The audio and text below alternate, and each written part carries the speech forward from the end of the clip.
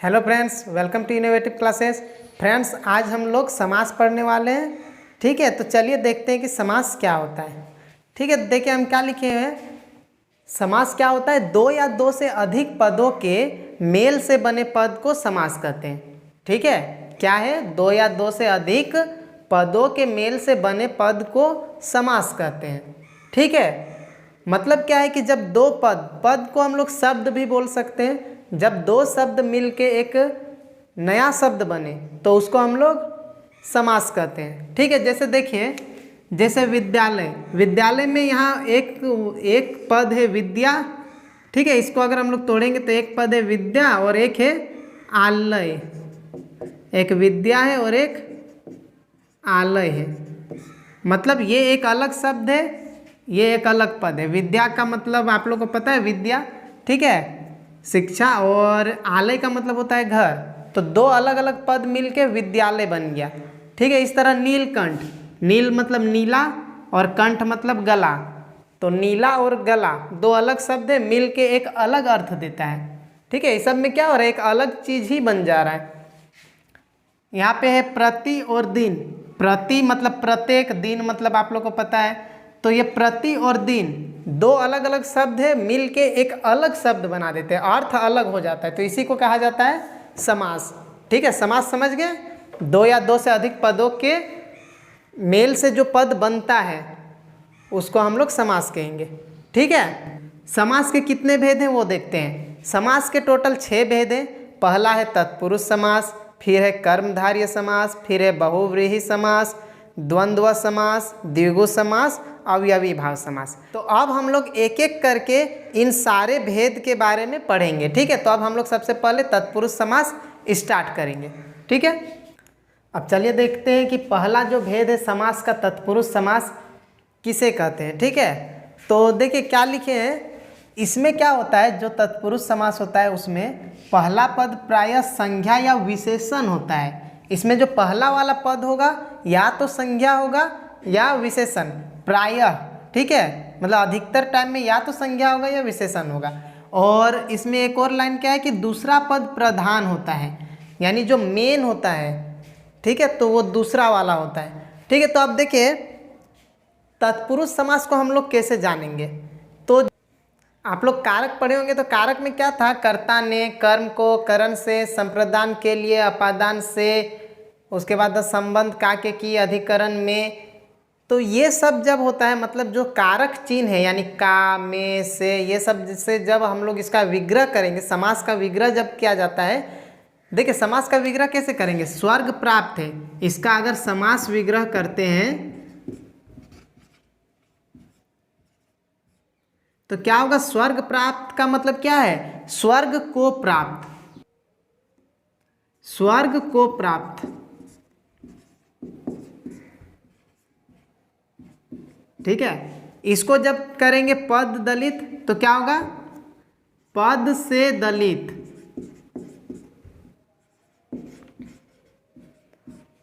देश प्रेम मतलब देश के लिए प्रेम।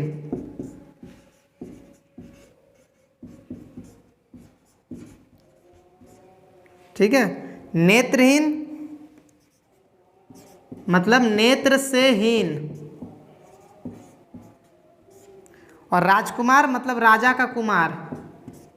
अगर समास विग्रह करने आएगा तो इस टाइप से करना है, राजा का कुमार। और दानवीर है तो दान में वीर।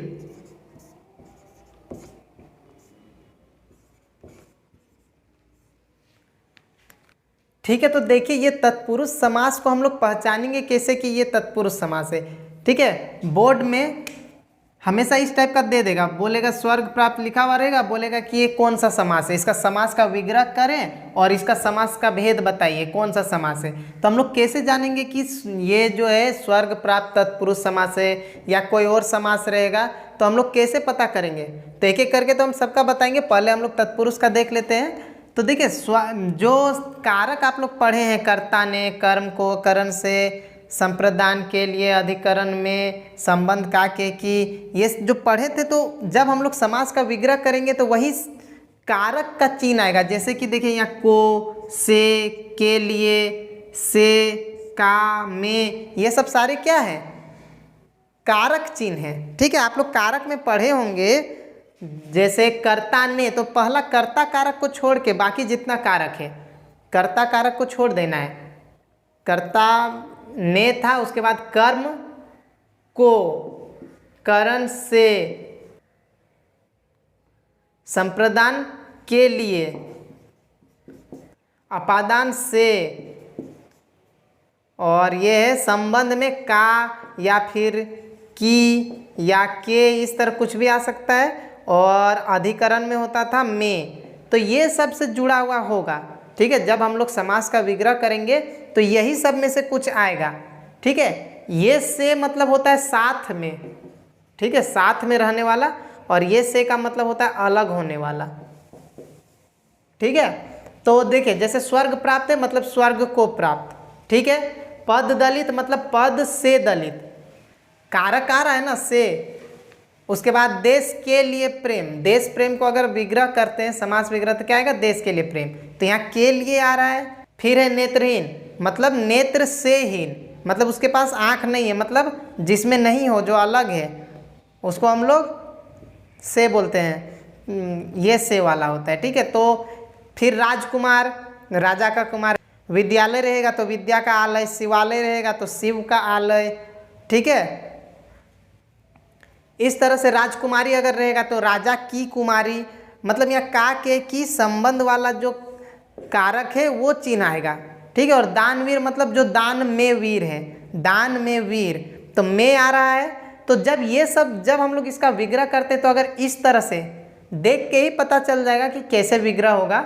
तो इस तरह से अगर विग्रह होता है, मतलब ये जो कारक, ये सब क्या है? कारक चिन्ह, कारक चिन्ह है। तो अगर ये कारक चिन्ह से अलग हो रहा है तो वो तत्पुरुष समास में आएगा। ठीक है, ये याद हो जाएगा। ठीक है, और इसमें याद रखना कि दोनों पद का अपना एक अलग अर्थ है। इसमें जो भी दो को पद आएगा ये दोनों का अपना अलग अर्थ है।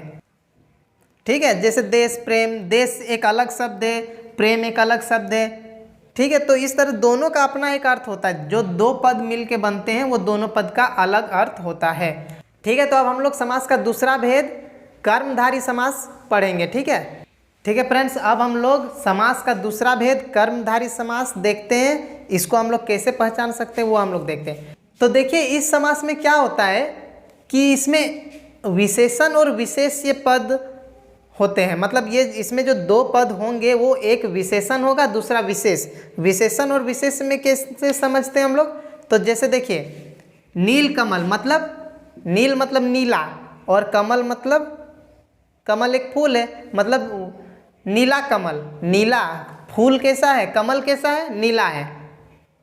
तो ये क्या हुआ? नील विशेषण हुआ। कोई चीज़ कैसा है उसी को तो हम लोग विशेषण कहते हैं। जैसे राम बोलेंगे कि राम मोटा है, तो राम कैसा है? मोटा है, तो वो जो मोटा है वो विशेषण है। उसी तरह यहाँ कमल कैसा है? नीला है, तो नीला क्या है? विशेषण। और कौन सा चीज़ नीला है? कमल है, तो ये विशेष्य है। ठीक है, तो नील कमल में ये जो नीला है ये विशेषण है,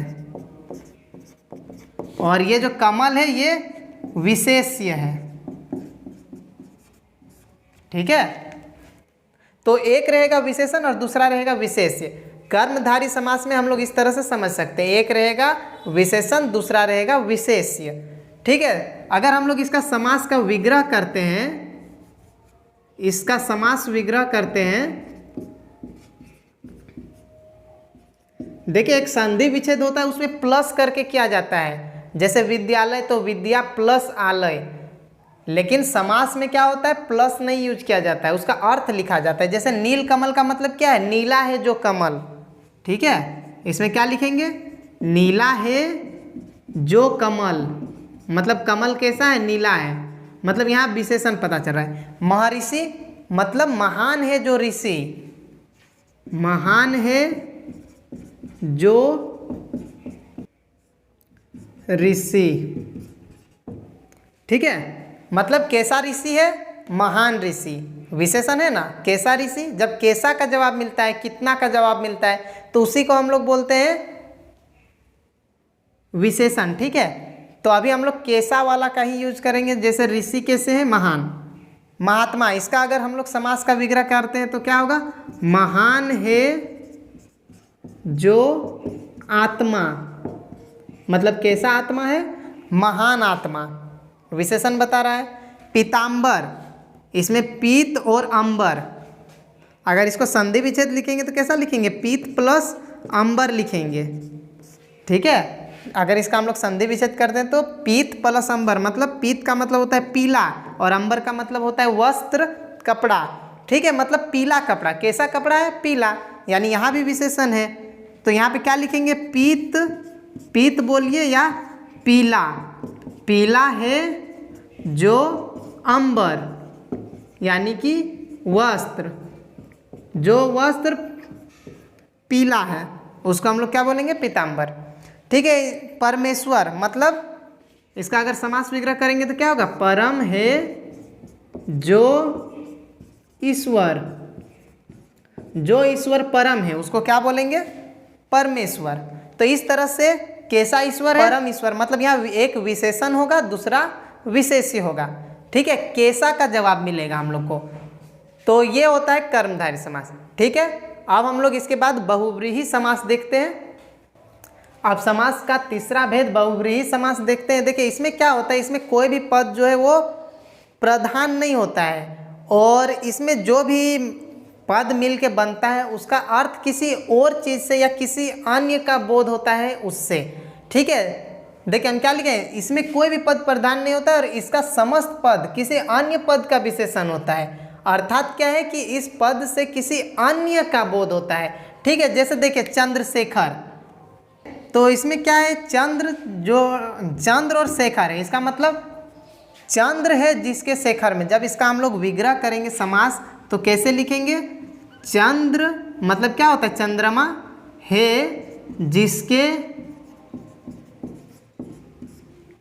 शेखर पर, शेखर मतलब होता है सर, ठीक है, ठीक है। तो देखिए यहाँ पे चंद्र है जिसके शेखर पर, किनके सर पर चांद रहता है, शिव जी का, महादेव, ठीक है। तो देखिए अगर चंद्रशेखर हम लोग बोल रहे हैं, इसका मतलब हम लोग किसका बात कर रहे हैं, शिव जी का बात कर रहे हैं, जिसके सर में, शेखर में चंद्र है, उसको चंद्रशेखर कहेंगे। तो इसमें चंद्र, चांद और शेखर ये दोनों अलग अलग वर्ड है, लेकिन जब दोनों मिल गया तो किसी स्पेशल व्यक्ति का या किसी स्पेशल, किसी खास का उससे बोध हो तो उसी को हम लोग क्या बोलेंगे, बहुव्रीहि समास कहेंगे, ठीक है। चतुरानन मतलब चार है आनंद जिसके, चार है आनंद, आनंद मतलब क्या होता है, मुख, जिसके, किसके चार मुख होते हैं, किसके चार सर हैं, ब्रह्मा जी के, है ना, ब्रह्मा, तो किसी ब्रह्मा जी का स्पेशल खास नाम है चतुरानन, क्योंकि इनका चार सर है, ठीक है, यानी चार मुख हैं। तो इस तरह नीलकंठ, नीलकंठ मतलब नीला है कंठ जिनका, नीला है कंठ जिनका या जिसका। अब यहाँ पे एक चीज़ देखिए कि इससे पहले जो हम बताए थे नीलकमल, नीला है जो कमल, यहाँ पे भी नील है, नीलकंठ मतलब नीला है जो कंठ हो सकता है, लेकिन इसको हम लोग बहुव्रीहि समास क्यों बोलेंगे। तो देखिए नीलकमल किसी व्यक्ति या किसी चीज़ का खास नाम नहीं है नीलकमल, लेकिन नीलकंठ किसी का खास नाम है। किनका खास नाम है, नीलकंठ। नीलाकंठ किनका होता है, तो शिव जी का नीलकंठ है। क्यों, क्योंकि जब समुद्र मंथन हुआ था उस टाइम जो विष निकला था तो उसको शिव जी खाए हुए थे या पिए थे, तो उनके कारण उनका गला क्या हो गया था, नीला हो गया था, उसी समय से उनका नाम नीलकंठ पड़ गया था। तो नीलकंठ क्या है, किसी व्यक्ति या किसी खास व्यक्ति का नाम होता है।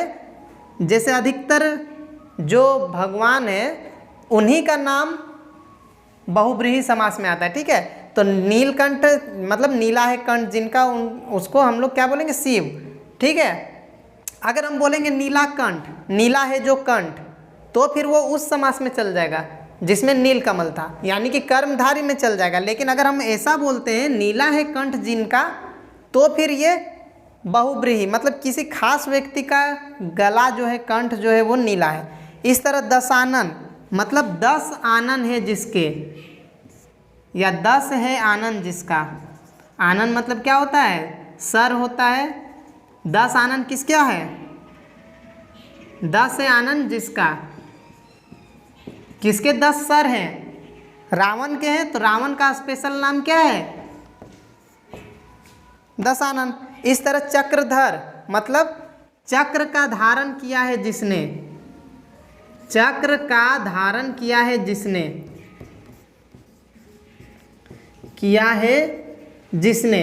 किसने चक्र का धारण किया है? हम लोग कृष्ण बोल सकते हैं, विष्णु बोल सकते हैं।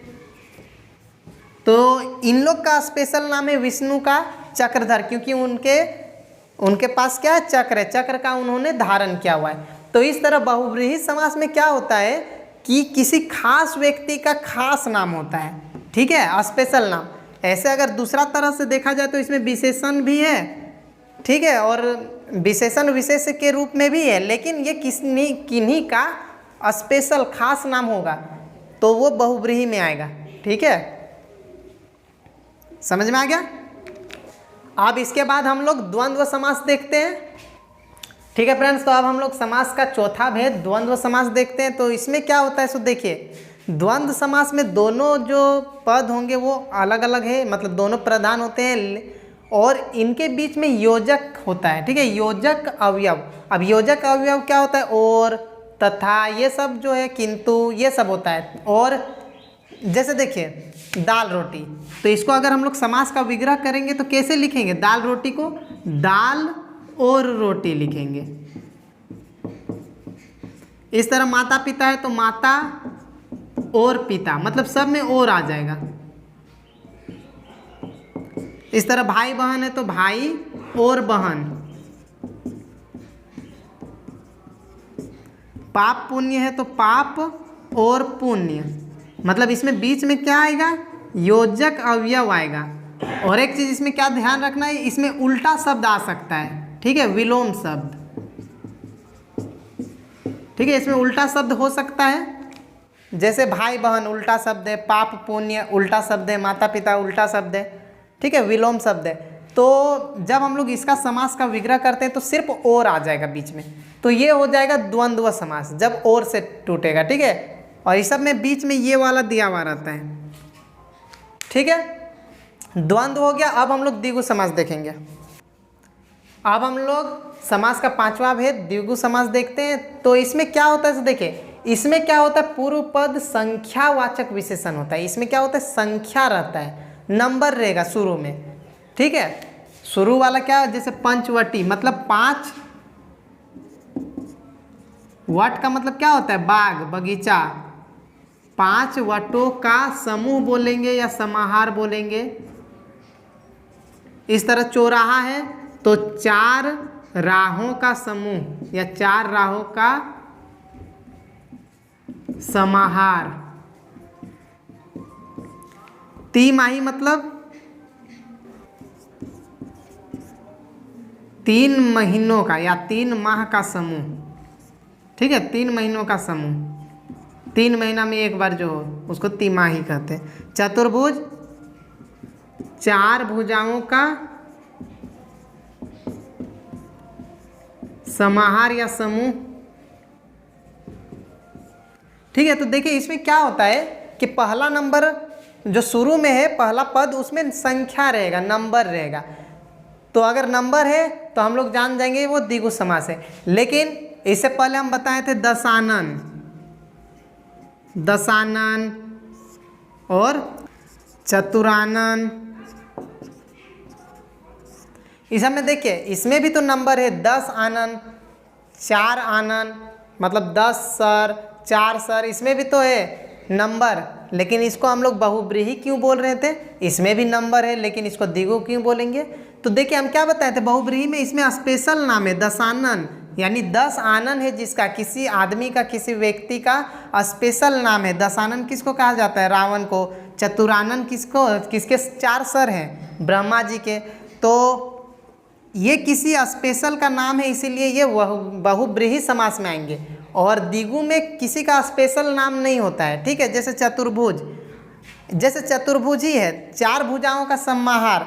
चतुर्भुज आप लोग मैथ में पढ़े होंगे इस तरह से, जिसके 4 भुजाएं हैं वो चतुर्भुज है। लेकिन अगर हम लोग ऐसे बोल देंगे कि 4 भुजाएं हैं जिसकी, तो फिर वो बहुब्रीहि समास में हो जाएगा। एक ही शब्द का हम लोग 2 तरह से समास विग्रह कर सकते हैं। एक इस तरह से 4 भुजाओं का समाहार, तो ये है मतलब जिसमें 4 भुजाएं, उसको चतुर्भुज कहेंगे।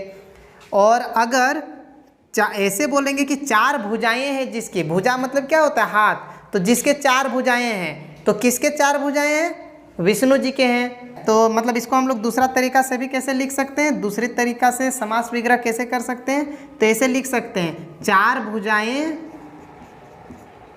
है जिसके, तो किसके 4 भुजाएं हैं? मतलब 4 हाथ किसके हैं? तो विष्णु जी के हैं। तो देखिए एक ही शब्द का हम लोग 2 तरीका से समास विग्रह कर सकते हैं। चतुर्भुज को हम लोग ऐसे भी बोल सकते हैं, 4 भुजाओं का समाहार, या फिर 4 भुजाएं हैं जिसके।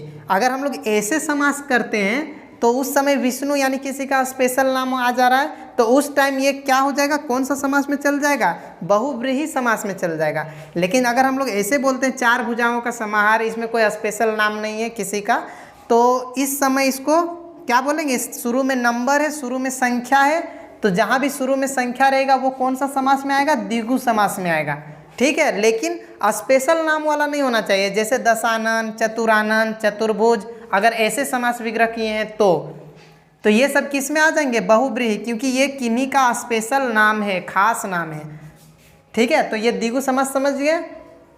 अब हम लोग अवयवी भाव समास देखेंगे लास्ट, ठीक है फ्रेंड्स। अब हम लोग समास का 6ठा भेद, जो लास्ट भेद है अवयवी भाव समास, इसको देखते हैं। तो इसमें क्या होता है कि इसमें अवयवी भाव जैसा नाम से पता चल रहा है, इसमें अवयव रहता है, ठीक है। इसमें क्या होता है? पहला पद अव्ययी रहता है, ठीक है। और इसका समस्त पद एक क्रिया विशेषण के रूप में काम करता है। इसका जो पूरा है ये एक क्रिया विशेषण है, ये भी एक क्रिया विशेषण, ये भी एक क्रिया विशेषण है, ठीक है।